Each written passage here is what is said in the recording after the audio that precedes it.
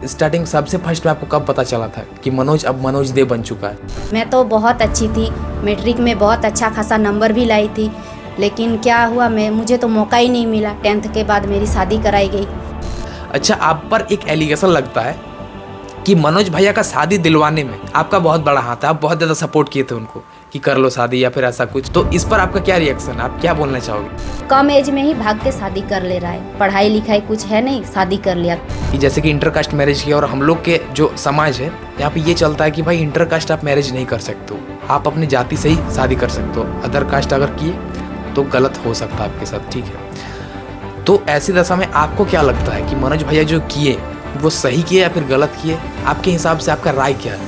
Bike तक नहीं था, लेकिन आज के डेट पर दोस्तों 3 कार का मालिक है, ठीक है। बाइक तो छोड़ ही दो, अनगिनत बाइक आप समझ सकते हो कि अगर चाहे तो अभी तुरंत एक बाइक खड़ा कर सकता है। मनोज भैया आपको फाइनेंशियल सपोर्ट करते हैं या फिर नहीं? थोड़ा बहुत भी ऐसे करते हैं कि नहीं, देते हैं या फिर नहीं? तो मेरे अंदर अभी भी बचपना है। मेरे हस्बैंड, मेरे बच्चे सब परेशान रहते हैं मुझसे, सब बोलते हैं कि पगला गई है, और मुझे ये पागलपंती अच्छी लगती है। आप सभी का एक नए पॉडकास्ट पर फिर से बहुत बहुत स्वागत है। आज के जो हमारे गेस्ट है एक बहुत अच्छे यूट्यूबर, इन्फ्लुएंसर और सबसे बड़ा चीज़ हाउसवाइफ, और उससे भी बड़ा चीज़ मनोज भैया का दीदी। नाम है रूम्पा सेन। बहुत बहुत स्वागत है दीदी आपका हमारे चैनल पर। तो शुरू करते हैं। सबसे पहले दीदी आपका बचपन से, ठीक है, क्या कुछ रहा बचपन आप लोगों का? और आपसे मैं बचपन पूछ रहा हूँ आपके बारे में, तो मनोज भैया के बारे में भी पता चल जाएगा कि उनका बचपन कैसा था। तो सबसे पहले तो आप अपना बचपन के बारे में बताइए। तो दोस्तों समझ ही सकते हैं, बचपन बहुत ज़्यादा संघर्ष भरा रहा। मम्मी पापा का प्यार नहीं मिला, मामा घर में रहना पड़ा। और बात है मनोज की, तो उतना मुझे पता नहीं। बचपन से ही हम लोग अलग अलग रहे, ठीक है। हम रहे मामा घर में और मेरा एक भाई और बहन रही अपने घर में। तो जिस वजह से मुझे उतना कुछ पता नहीं कि गरीबी क्या है क्या नहीं। मामा घर में पली बड़ी, मेरे नाना जी BCCL में काम करते थे, तो वहीं से मेरी पढ़ाई भी हुई, मैट्रिक तक पढ़ी, कॉलेज में एडमिशन करा गया, उसके बाद मेरी शादी हो गई। तो अभी आप लोगों को बचपन के बारे में पता चल चुका होगा कि भाई दीदी मामा घर में रहती थी और मनोज भाई अपने घर पर रहते थे, और छोटी बहन भी घर पर रहती थी। तो ज़्यादा कुछ तो पता नहीं है कि भाई गरीबी कैसा होता है, आप लोगों को दीदी के द्वारा पता चला, ठीक है। अब जो नेक्स्ट क्वेश्चन है, जो कि सबसे इम्पोर्टेंट होता है, पढ़ाई लिखाई, एजुकेशन। तो अब मेरा यही पूछना है कि आपका एजुकेशन, क्या आप कितने दूर पढ़े हुए हो या फिर अभी भी आपका पढ़ाई चल रहा है, क्या कुछ है, आप मुझे बताओ। अब तो पढ़ाई की बात की जाए तो मैं तो 10th तक पढ़ी हूँ। उसके बाद कॉलेज में फर्स्ट ईयर का एग्ज़ाम दिया शादी के बाद। उसके बाद पढ़ाई बंद हो गई, क्योंकि कम एज में शादी हो गई। मतलब इतना प्रॉब्लम ही था, और नाना जी से जितना हो पाया उन्होंने मुझे कराया। उसके बाद शादी के बाद मेरी इच्छा थी कि मैं और आगे पढूं, लेकिन ससुराल जाने के बाद पता चला कि ससुराल का भी हालत वही है जैसा मायके का है, तो मैंने उतना जोर नहीं लगाया। उसके बाद अभी तो मेरे बच्चे लोग पढ़ रहे हैं, मेरी पढ़ाई एकदम बंद हो चुकी है। अभी आपने जैसे कि बताया शादी के बारे में, ठीक है, तो हम लोग जैसे परवरिश में रहते हैं, जैसे सोसाइटी में रहते हैं, यहाँ के लोगों का जो सोच है, माइंडसेट है, वो ये है कि भाई लड़की पढ़ लिख के क्या कर लेगी। आज की डेट पर लड़की चांद पर पहुँच जा रही है, पर भाई अभी भी गाँव के लोगों का, हमारे आसपास के लोगों का यही माइंडसेट है कि भाई लड़की पढ़ लिख के क्या करेगी, चूल्हा ही फूकना है, जा करके खाना ही बनाना है, शादी करना है। तो ये सब सोच के ज़्यादा पढ़ाती लिखाती नहीं थी। और दीदी के साथ भी कुछ ऐसा ही हुआ, 10th के बाद शादी दे दिया गया और अपना ज़िंदगी अच्छे से जी भी नहीं पाई, ठीक है। तो कम उम्र में ही, लगभग 10th के बाद ही शादी हो चुका था। तो इसको लेकर के आपको क्या लगता है अंदर से कि इतना कम उम्र में शादी हो गया आपका? तो शादी से रिलेटेड आपको अपने दिमाग में क्या लगता है, क्या सोच है आपका इसके बारे में? सब कोई मुझसे पूछते हैं कि आपने लव मैरिज किया या अरेंज मैरिज।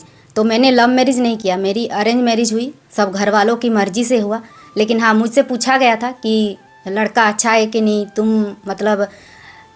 तुम उस लड़के से शादी करने के लिए राज़ी हो कि नहीं। तो मैंने कहा कि जैसी आप लोग की मर्ज़ी, क्योंकि उस वक्त हम लोगों का फैसला नहीं चलता था, ठीक है। और अभी भी कहीं कहीं देखने को मिलता है कि नहीं चलता है, लेकिन हर दोष हम पेरेंट्स को नहीं दे सकते। अभी का जनरेशन क्या है, अगर किसी को पढ़ने के लिए मिल रहा है तो क्या कर रही है, भाग के शादी कर ले रही है करियर से पहले। और हम लोगों के वक्त क्या था, हम लोग पढ़ाई में बहुत अच्छे थे। मैं तो बहुत अच्छी थी, मैट्रिक में बहुत अच्छा खासा नंबर भी लाई थी, लेकिन क्या हुआ, मुझे तो मौका ही नहीं मिला। 10th के बाद मेरी शादी कराई गई। तो ऐसा नहीं करना चाहिए, लड़कियों के भी कुछ सपने होते हैं। लेकिन कोई बात नहीं, अगर मेरा मानना है कि अगर मेरी शादी उस वक्त नहीं होती तो शायद से मैं यहाँ नहीं होती, क्योंकि उस वक्त ऐसा माहौल था, मुझे मतलब राजी नहीं मिलता घर वालों की तरफ से कि तुम वीडियो बनाओ। उस वक्त तो अकेले कहीं जाने भी नहीं देते थे। किसी के साथ अगर फ़ोन पे कोई बात करता तो ले मार एकदम धड़ाधड़। तो इसीलिए शादी के बाद क्या हुआ, हस्बैंड का फुल सपोर्ट मिल रहा है। तो मैं अभी यहाँ पर हूँ, आप लोग मेरे चैनल पर देख ही सकते हैं 21,000 पार मेरा सब्सक्राइबर है। अभी मैं सोशल मीडिया से जुड़ चुकी हूँ, देखती हूँ कितना दूर आगे जा पाती। तो जैसे कि आप लोगों को एजुकेशन, शादी वगैरह के बारे में पता चल चुका है, अब मुझे सवाल ये करना है कि आप थोड़ा सा अपने परिवार के बारे में बताओ, ठीक है? मतलब फैमिली के बारे में क्या कुछ सीन है? देखिए, बचपन से ही तो जैसे कि मैंने बोला कि मैं मामा घर में रहती थी, तो मैं मेहमान की तरह आती थी अपने घर, अपने मायके। जैसे अभी ससुराल में हूँ ना, तो जैसे अभी जाती हूँ, टाइम मिलता है तो जाती हूँ, नहीं मिलता है तो नहीं जाती हूँ। तो वही सिचुएशन था बचपन में भी। जब पढ़ाई का छुट्टी मिलता था तो मायके जाती थी, नहीं मिलता था तो मामा घर में ही पढ़ती लिखती थी।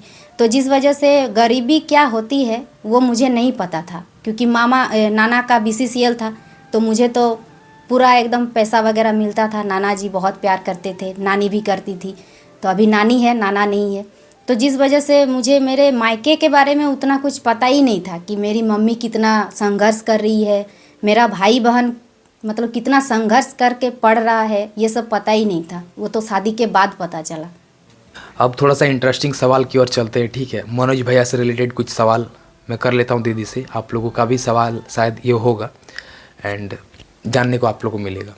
तो सबसे पहला क्वेश्चन तो मेरा यही है कि जैसे कि आपके नज़र में तो आपका भाई था, ठीक है? मनोज था, नॉर्मल मनोज है। पर जब मनोज दे बना, तब आपको फर्स्ट टाइम कब पता चला था कि मनोज दे बन चुका है, बहुत बड़ा यूट्यूबर बन चुका है, या फिर ये इतना बड़ा फेम इसके पास है कि इतने लोग इसको सपोर्ट करते हैं? तो कब आपको स्टार्टिंग सबसे फर्स्ट में आपको कब पता चला था कि मनोज दे बन चुका है? तो जैसे कि मेरी शादी हुई है 2010 को, और 2018 में मुझे पता चला कि मेरा भाई एक सोशल मीडिया से मतलब यूट्यूब के प्लेटफॉर्म से जुड़ चुका है, और 2018 में ही उसका फर्स्ट पेमेंट आया था। उसके बाद पूरा हल्ला हुआ था, जितने भी आसपास के गांव थे दूर दूर तक, कि ऐसा मनोज दे नाम का एक लड़का है जो यूट्यूब पर फेमस हो गया, पैसा आ रहा है, यूट्यूब से पैसा आ रहा है। उस वक्त तो किसी को पता ही नहीं था कि यूट्यूब बोल के भी कोई ऐसा चीज़ है जहाँ से हम लोग पैसा कमा सकते हैं। तो मुझे भी 2018 में ही पता चला, और यूट्यूब भी मुझे 2018 में ही पता चला। वैसे मेरे हस्बैंड देखते थे न्यूज़ वगैरह यूट्यूब पर, लेकिन मैं ज़्यादा ध्यान नहीं देती थी क्योंकि मुझे पता ही नहीं था। अब जो नेक्स्ट सवाल है, जैसे कि मनोज भैया बार बार बोलते रहते हैं कि भाई जो मेरा पहले था, जब 12th या फिर 10th क्लास में थे, जब ITI कर रहे थे, तब उनके पास एक बाइक नहीं हुआ करता था कि ट्यूशन जाए उस बाइक से। तो आप लोग को तो पता ही होगा, ठीक है? बाइक तक नहीं था। लेकिन आज के डेट पर दोस्तों 3 कार का मालिक है, ठीक है? बाइक तो छोड़ ही दो, अनगिनत बाइक। आप समझ सकते हो कि अगर चाहे तो अभी तुरंत एक बाइक खड़ा कर सकता है। बाइक का तो नाम ही मत लो, 3 कार का मालिक है। तो अब आपको ये सब देख करके कितना मज़ा आता है, कितना मतलब दिल से कैसा फील होता है कि भाई मेरा भाई एक ऐसा लेवल पे था जब मेरे भाई के पास बाइक तक नहीं था, और आज के डेट पर 3 कार का मालिक है। तो कैसा फील होता है अंदर से आपको? ये सब देख के बहुत ज़्यादा अच्छा लगता है, बहुत ज़्यादा खुशी मिलती है। जब भी वो कुछ नया करता है, नया लेता है, तो बहुत ज़्यादा अच्छा लगता है। क्योंकि मतलब मेरा भाई जिस तरह से बड़ा हुआ, मेरे मम्मी पापा जिस तरह से मतलब बहुत ही ज़्यादा उन दो सबको गरीबी झेलना पड़ा। तो अभी ऐसा कुछ नहीं है, अभी जो चाहता है सब कर लेता है। और ये सब देख के अच्छा लगता है, क्योंकि समझ सकते हैं अपना भाई है, और एक बहन के लिए इससे ज़्यादा खुशी क्या हो सकती है कि उसका भाई अभी मतलब कितना ज़्यादा तरक्की कर रहा है, और आगे भी करता रहे, बस यही दुआ है भगवान से। साथ ही साथ एक टाइम था जब पढ़ाई लिखाई करने के लिए या फिर यूट्यूब पर वीडियोस बनाने के लिए एक टेबल अच्छा नहीं हुआ करता था। पर आज समय ऐसा है कि भाई लाखों का इंटीरियर डिज़ाइनिंग हो रहा है। तो ये सब देख कर आपको कैसा लगता है कि भाई ये मेरा भाई है? एक टाइम ऐसा था कि कितना नीचे स्तर में था, पर आज के डेट पर ये सब कर रहा था। ये सब देख के बहुत अच्छा लगता है, क्योंकि जब पहले मैं मायके जाती थी, जब मेरा भाई ग्रो नहीं हुआ था, पैसा नहीं कमा रहा था, तो उस वक्त हम लोगों के लिए भी जगह नहीं रहती थी रहने का। क्योंकि आप लोग देखे होंगे एक ही रूम था, एक ही रूम था ढलाई वाला, और एक था जो खपरा का रहता है। तो बहुत ज़्यादा दिक्कत होती थी। और अभी क्या है, अभी हम लोग जाते हैं तो कोई दिक्कत नहीं, सबका अपना अपना रूम बन चुका है। हम लोग के लिए अलग रूम ऊपर बन रहा है, गेस्ट रूम। तो इस तरह से बहुत अच्छा लगता है, फील बहुत अच्छा आता है, अंदर से खुशी मिलती है। तो अभी मनोज भैया से रिलेटेड और भी क्वेश्चन पूछेंगे आगे, लेकिन थोड़ा सा दीदी के बारे में पूछ लेते हैं, क्योंकि दीदी भी एक यूट्यूबर है, अपने चैनल पर ब्लॉग्स डालती है, रूम्पा सेन नाम है, 20,000 से भी ज़्यादा सब्सक्राइबर है। तो अब मुझे ये पूछना है कि आप यूट्यूब पर जब आए तो कब आए और क्या सोच करके यूट्यूब पर आप वीडियोज़ बनाना शुरू किए? मैंने ऐसे मजाक मजाक में अपना चैनल खोल लिया था, भाई से ही बोला था कि मेरा भी एक चैनल ओपन कर दो, एक ब्लॉग चैनल, और यही सोचा कि चलो देखते हैं आगे क्या होता है। तो मुझे नहीं पता था कि मैं इतना आगे जा पाऊँगी, लेकिन अभी आप लोगों के सपोर्ट और आशीर्वाद के वजह से अभी मैं मतलब अच्छा खासा नहीं, मतलब कुछ पैसा कमा लेती हूँ। 2-3 महीना बाद मेरा पेमेंट आ जाता है। तो जैसे कि दीदी यूट्यूब पर वीडियोज़ बनाती है, तो अब मुझे आपसे ये पूछना है कि जैसे कि आप यूट्यूब पर वीडियोज़ तो बनाते हो, पर क्या आपको दिल से मज़ा आता वीडियो बनाने में, या फिर भाई को देख करके कि भाई अगर इतना पैसा कमा रहा है तो शायद मैं भी वीडियो बनाऊंगा तो मैं भी इतना फेमस हो जाऊंगा, मैं भी इतना पैसे कमाऊंगा, तो वो सोच करके आप यूट्यूब पर वीडियोज़ बनाते हो, या फिर आपको सच में अच्छा लगता है वीडियोज़ बनाना? मुझे आप ये बताओ। नहीं, वीडियो बनाना मुझे सच में अच्छा लगता है, क्योंकि देखिए फेमस होना कौन नहीं चाहेगा। आज के टाइम में सब कोई सेलिब्रिटी बनना चाहता है, तो मुझे भी बनना है। और रही बात पैसे की, तो वो तो सबका ज़रूरत है, पैसा भी अगर कमा लूँ तो और भी अच्छा, हस्बैंड का भी सपोर्ट हो जाएगा, और होता भी है, थोड़ा बहुत कमा ही लेती हूँ किसी तरह से, जैसे तैसे आप लोग देख ही रहे होंगे। तो अभी जैसे कि दीदी ने बताया कि भाई यूट्यूब से पैसे भी थोड़ा बहुत कमाती है, ठीक है। चैनल पर लगभग 4 साल से भी ज़्यादा से मेहनत कर रही है, वीडियोज़ बना रही है, 600 से भी ज़्यादा वीडियोज़ डाल चुकी है अपने चैनल पर। तो अब मेरा अगला सवाल यही रहेगा कि अब आप अभी तक यूट्यूब से कितना अर्निंग किए हो, या फिर कितना पैसा आ जाता है, या फिर कितना कमाते हो यूट्यूब से आप? देखिए, मेरा पेमेंट हर महीना नहीं आता है, ठीक है। 2-3 महीना बाद मेरे चैनल पर 10 से 12 हज़ार आ जाते हैं, मतलब इतना डॉलर बन ही जाता है किसी तरह से, क्योंकि ब्लॉग चैनल है ना, तो उतना ज़्यादा डॉलर नहीं बनता है, तो इसीलिए जैसे तैसे।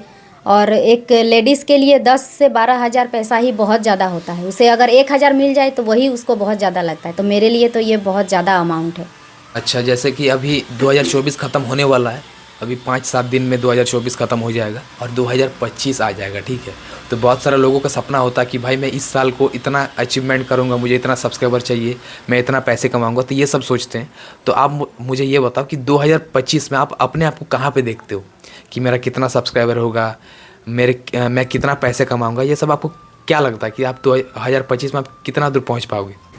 तो जैसे कि आपने पूछा कि सपना क्या है, कितना सब्सक्राइबर, तो सपना तो बहुत दिनों से ही देख रही हूँ कि मेरा भी सिल्वर प्ले बटन आ जाए, लेकिन अभी तक तो 50,000 भी नहीं हुआ है सब्सक्राइबर, तो बस जल्दी से 50,000 हो जाए। और बात रही 1 लाख 2 लाख सब्सक्राइबर की, तो आप लोग सपोर्ट करते रहिए, जल्दी हो जाएगी। सपना तो बहुत बड़ा है, पैसा भी बहुत कमाना चाहती हूँ और फेमस भी होना चाहती हूँ, ताकि मुझे भी, मेरे भाई को जैसे सब लोग जानते हैं, तो मुझे भी ऐसे मतलब जाने कि हाँ, रूम्पा सेन भी कोई एक है हाउसवाइफ जो पैसे कमा रही है, सोशल मीडिया पर फेमस है। चलिए, जैसे कि पता चल चुका होगा कि भाई क्या कुछ दीदी का सपना 2025 में कहाँ पे देखना चाहती है, कितना सब्सक्राइबर करना चाहती है। अब जो नेक्स्ट सवाल है कि जैसे कि आप यूट्यूब पर वीडियोस बनाते हो, पर जो हम लोग जैसे गांव में रहते हैं, ठीक है, अब गांव का जो लोगों का माइंडसेट होता है ना भाई, कि घर में ही रहना, घर से अगर आप बाहर निकले, खास करके औरत का, लेडीज़ का, ठीक है, अगर कोई घर से बाहर निकल रहा है, मतलब इजाज़त ही नहीं है कि आप घर से बाहर निकलो, वैसी दशा में आप यूट्यूब पर वीडियोस बना रहे हो, तो आपका फैमिली वालों का कितना सपोर्ट इसमें रहता है? आपको फैमिली वाले सपोर्ट करते हैं, आपके हस्बैंड सपोर्ट करते हैं या फिर नहीं? मतलब क्या बोलते हैं, वीडियोस बनाने बोलते हैं या फिर मना करते हैं? देखिए, अगर सपोर्ट की बात किया जाए तो सबसे ज़्यादा मतलब एकदम फुल सपोर्ट मुझे मेरे हस्बैंड से मिलता है, और ये मिलना भी चाहिए हर एक वाइफ के लिए। अगर उसका पति उसे सपोर्ट करता है तो बाकी दुनिया भाड़ में जाए, कोई फ़र्क नहीं पड़ता। तो इसीलिए मुझे भी कोई फ़र्क नहीं पड़ता क्या कोई कुछ क्या बोल रहा है क्या नहीं।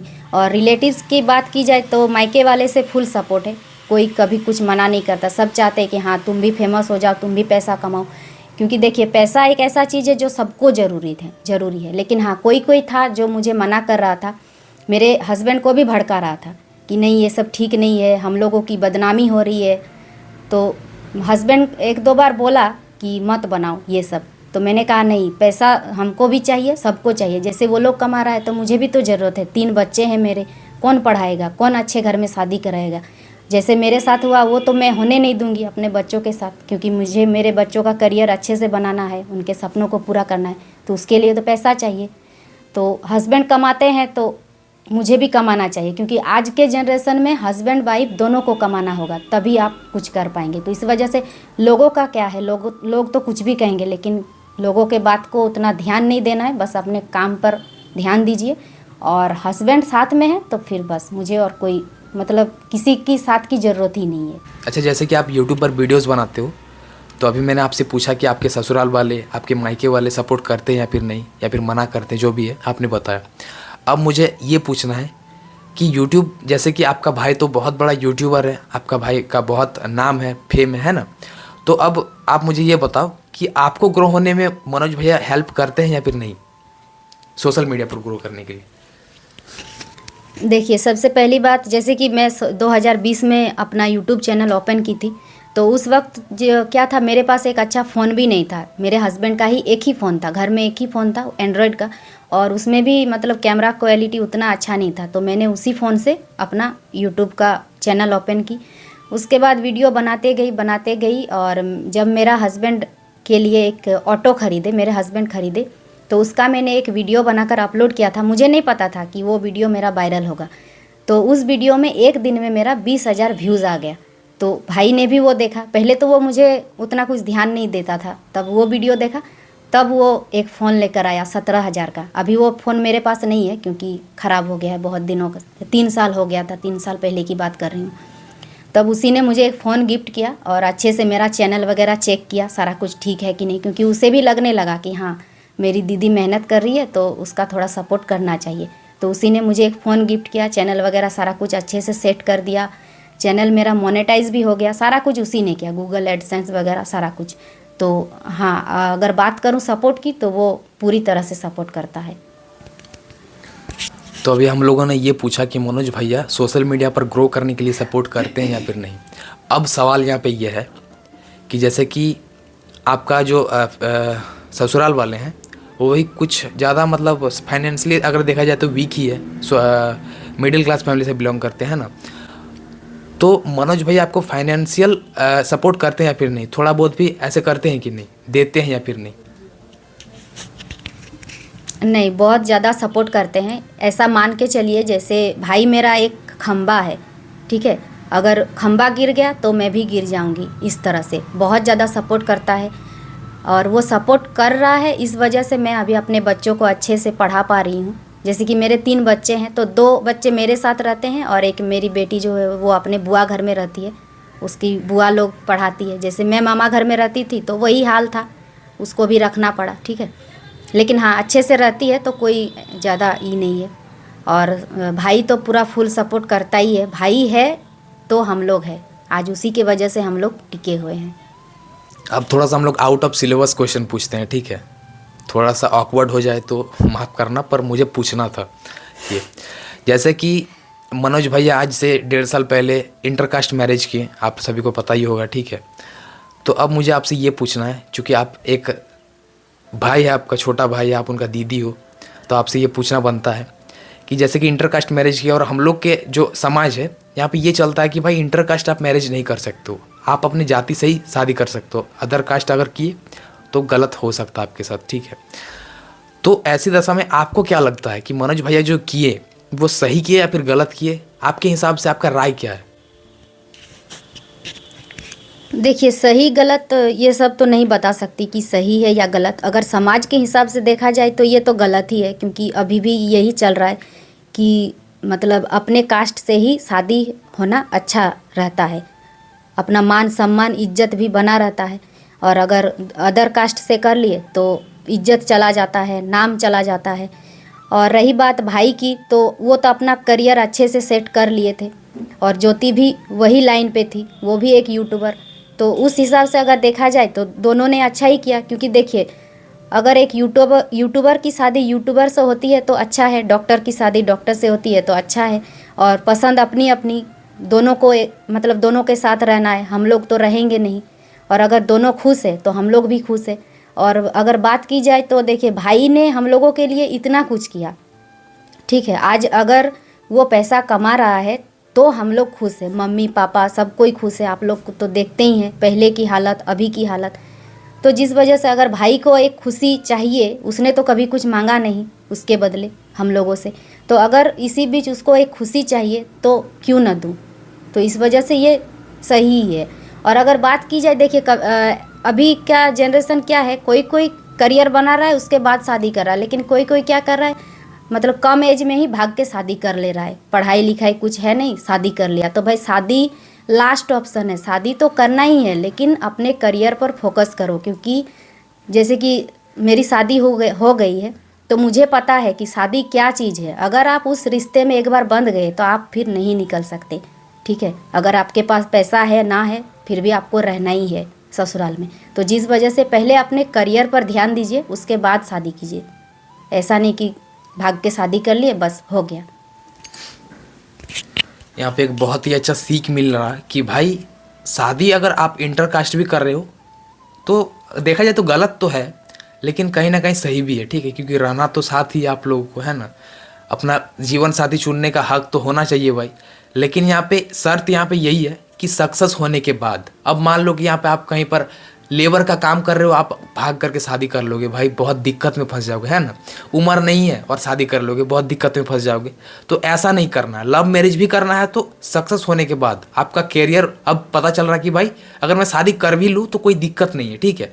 अगर मैं शादी कर लूँ तो मान जाएंगे लोग, जैसे कि मनोज भैया के साथ भी ऐसा ही कुछ हुआ। अगर वो सक्सेस आज के डेट पर नहीं होता तो शायद सब कोई नहीं मानते, लेकिन सक्सेस हुए तो आज सबको इंटरकास्ट भी मान लिया कि भाई चलो ठीक है, कोई बात नहीं है, रहना तो इन्हीं लोग को साथ में है तो कर लिए, तो कोई बात नहीं है। लेकिन मतलब यही चीज़ है कि सक्सेस होने के बाद आप ये सब कर सकते हो। कम उम्र में और विदाउट सक्सेस आपको ये सब काम नहीं करना, बहुत गलत हो सकता है आपके साथ, ठीक है। अब यहाँ पे एक बहुत ही इंपॉर्टेंट सवाल है जो कि बहुत सारे लोग मनोज भैया के कमेंट में भी करते हैं, आपके भी कमेंट में करते होंगे, और मेरे भी कभी ना कभी ऐसे आ जाता है कि भाई जैसे कि जितना भी है, मनोज भैया का मम्मी है, चाचा चाची, ये लोग जितने भी है रिलेटिव, मामा मौसी, सब कोई ऑलमोस्ट मान चुके कि भाई चलो ठीक है, अब कोई दिक्कत नहीं है, शादी कर लिया है। पर मनोज भैया के ब्लॉग्स पर पापा ज़्यादा नहीं दिखते हैं, ठीक। तो इससे लोगों को ये लगता है कि भाई अभी भी कुछ गलत सीन चल रहा है, ठीक है, अभी भी पापा जी माने नहीं है या फिर ऐसा कुछ। तो ऐसा कमेंट देखने को मिलता है। तो अब आपसे मुझे ये पूछना है कि क्या सीन है, मनोज भैया के ब्लॉग पर पापा क्यों नहीं दिखते, उनके पापा क्यों नहीं दिखते हैं, और अभी भी कुछ नहीं माने हैं उनके पापा, या फिर क्या कुछ सीन, आप मुझे ये बताओ। देखिए ऐसा कुछ नहीं है, पापा, हाँ पहले पापा नहीं मान रहे थे और अभी मान चुके हैं, लेकिन कहीं ना कहीं गलत तो हुआ है। क्योंकि देखिए जैसे कि पापा है तो उनके भी तो कुछ सपने थे कि मेरा इकलौता बेटा है, ऐसे हम लोग रिश्ता देखने जाएंगे, शादी कराएंगे। तो ऐसा तो हुआ नहीं, उनका सपना सपना ही रह गया, भाई का सपना पूरा हो गया, ठीक है। तो कहीं ना कहीं थोड़ा बहुत तो गलत हुआ है, ऐसा नहीं बोल सकते कि गलत नहीं हुआ है। और बात की जाए वीडियो में आने की, तो पापा पहले भी उतना नहीं आते थे। होता है ना जो कोई कोई जैसे कि वीडियो में कंफर्टेबल नहीं महसूस कर पाता है। और मेरे ब्लॉग में भी देखिएगा पापा आपको उतना नहीं दिखाई देगा, क्योंकि अच्छा ही नहीं लगता है। मतलब एक ऐसा चीज़ है जो हम लोग किसी को वीडियो में हम लोग लाना ही नहीं चाहते, अच्छा ही नहीं लगता। जैसे कि मेरी सासू माँ, आप लोग मेरे ब्लॉग में जाकर देखिएगा, मेरी सासू माँ किसी भी ब्लॉग में नहीं दिखेगी कहीं ना, मतलब कभी कभी ऐसे अचानक से अगर दिख जाती है तो दिख जाती है, क्योंकि अच्छा ही नहीं लगता, वो भी नहीं आना चाहती और मुझे भी अच्छा नहीं लगता। तो बस यही है और कुछ नहीं। और मानने की बात है तो मान ही गए हैं, अब तो कोई ऑप्शन भी नहीं है। एक बेबी भी हो गया, छोटी सी प्यारी सी क्यूट सी, आप लोग देखे होंगे। तो बस तो यहाँ पे क्लियर हो चुका है कि भाई मान चुके हैं, ठीक है। ऐसा नहीं अगर ब्लॉग पर नहीं दिख रहा है तो इसका ये मतलब नहीं हुआ कि माने नहीं है या फिर कुछ गलत सीन चल रहा है, ऐसा कुछ भी नहीं है भाई। सब कोई कैमरा फ्रेंडली नहीं होता है। जैसे कि हम लोग कैमरा में खोल करके वीडियो बना रहे, अब किसी और को रोड में कोई भी चलता फिरता आदमी को जा करके बैठा दोगे तो वो नहीं बोल पाएगा कैमरा के सामने, है ना। तो वैसे ही उनके पापा भी है, उनके सामने कैमरा जाते ही वो भूल जाते कि मैं क्या बोलूँगा, क्या करूँगा, कैसा रिएक्शन देना होता है। तो ऐसा सीन है। पहले भी नहीं दिखते थे ब्लॉग पे, शादी करने से पहले भी नहीं दिखते थे और अभी भी नहीं दिखते हैं, तो इस पर कोई ऐसा सवाल पैदा ही नहीं होता है। तो यही सब सीन था भाई, कोई दिक्कत नहीं, अभी फिलहाल सब कुछ सही चल रहा है। अच्छा, आप पर एक एलिगेशन लगता है कि मनोज भैया का शादी दिलवाने में, मतलब शादी होने में आपका बहुत बड़ा हाथ है, आप बहुत ज़्यादा सपोर्ट किए थे उनको कि कर लो शादी या फिर ऐसा कुछ। बहुत सारे लोग आपको ये बोलते हैं, है ना, एलिगेशन लगाते हैं कि आप ही के वजह से हुआ शादी ऐसा कुछ, तो इस पर आपका क्या रिएक्शन, आप क्या बोलना चाहोगे?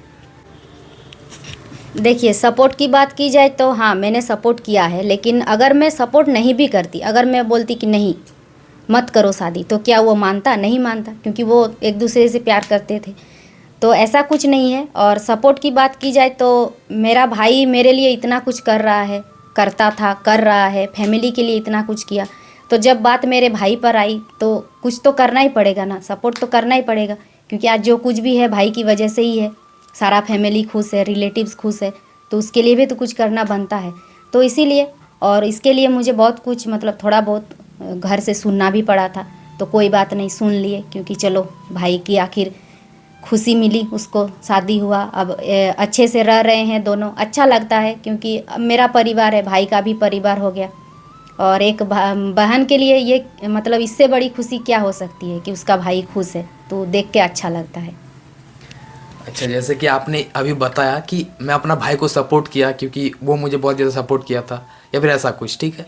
तो अब मुझे आपसे ये पूछना है कि जैसे कि आपके रिलेटिव में बहुत सारा भाई बहन है, मामा का लड़का या फिर मौसी का लड़का, ये सब है ना, तो अगर कल दिन जा करके अगर ये लोग कुछ करें, किसी से शादी कर ले, लव मैरिज, इंटरकास्ट मैरिज, तो उनको आप सेम सपोर्ट करोगे या फिर नहीं करोगे, मना करोगे कि नहीं करना है? मनोज भाई को सपोर्ट किए तो सेम रिलेटिव में जितने भी भाई बहन हैं उनको भी करोगे या फिर नहीं करोगे? सवाल ये है। देखिए, अगर इसको मैं अभी वीडियो में बोलती हूँ, और मैं तो बोलूँगी ही, बाद में मुझे गाली खाना पड़े या पता नहीं, मुझे नहीं पता। तो बात अगर सपोर्ट की है तो अगर हाँ, मेरा भाई लोग, अगर भाई या सिस्टर या फिर मेरी बेटी की ही बात कर लो, अगर वो इंटर कास्ट में शादी करना चाहती है, तो सबसे पहले तो मैं ये देखूँगी कि वो अभी है कहाँ।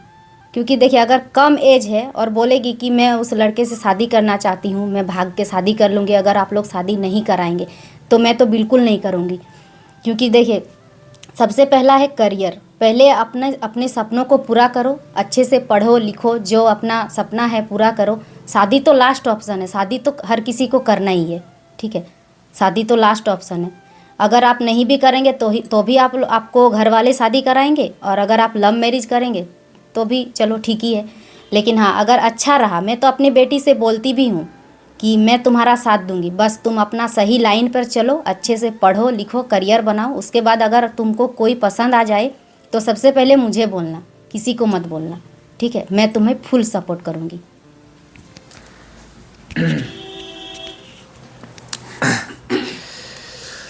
मज़ा आ रहा ना दोस्तों ये सब सुन के आप लोगों को है ना?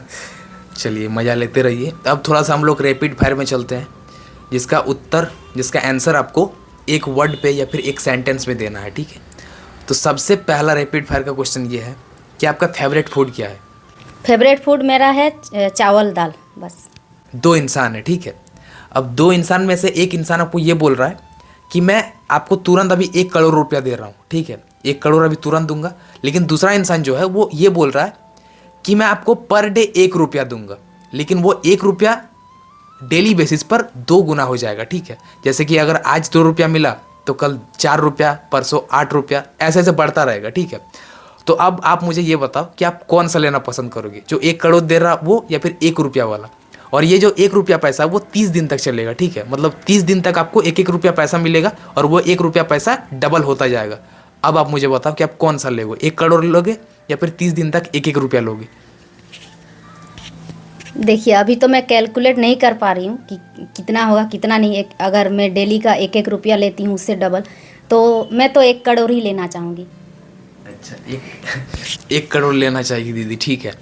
यहाँ पे दोस्तों थोड़ा सा ये माइंड का क्वेश्चन था, ठीक है, सोचने का, कैलकुलेशन वाला।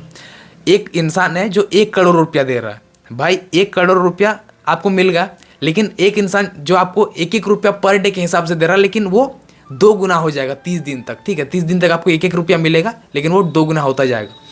पहला दिन आपको 2 रुपया मिला, फिर 4 रुपया, 8 रुपया, ऐसे बढ़ता जाएगा। तो पता है 1 करोड़ तो छोड़ ही दो, कितना करोड़ हो जाएगा आप कैलकुलेट करके बताना, ठीक है। कमेंट में बताना कि आपका कितना हुआ। 30 दिन तक लगातार आपको 1-1 रुपया पैसा मिलेगा तो कितना होगा। दीदी को कैलकुलेशन यहाँ पे नहीं की इसलिए, पर देखो, सबसे पहली बात तो कोई 1 करोड़ देगा ही नहीं, ठीक है। और अगर देगा तो मैं तो 1 करोड़ ही लूँगी। नहीं, यहाँ पे थोड़ा सा माइंड चेक करना था, ठीक है, कि कैलकुलेशन क्या है, मतलब चेक करना था, इसलिए मैंने ये क्वेश्चन पूछा। चलिए नेक्स्ट जो रैपिड फायर क्वेश्चन है कि चाय फेवरेट है या फिर कॉफ़ी? चाय पसंद है या फिर कॉफ़ी? मुझे तो चाय ही पसंद है, क्योंकि हम लोगों के घर में चाय ही बनती है। वेज या फिर नॉन वेज? सबसे ज़्यादा वेज ही पसंद है। वेज। पैसा या फिर प्यार? देखिए, इसमें दोनों ही चाहिए, लेकिन सबसे ज़्यादा मायने करता है प्यार। अगर आपके पास प्यार है तो आप पैसा दोनों मिलकर कमा सकते हैं, क्योंकि हम जहाँ रहते हैं वहाँ का माहौल मैं देखती हूँ आसपास कि किसी के पास बहुत ज़्यादा पैसा है लेकिन हस्बैंड वाइफ में प्यार ही नहीं है, तो फिर वो पैसा किस काम का।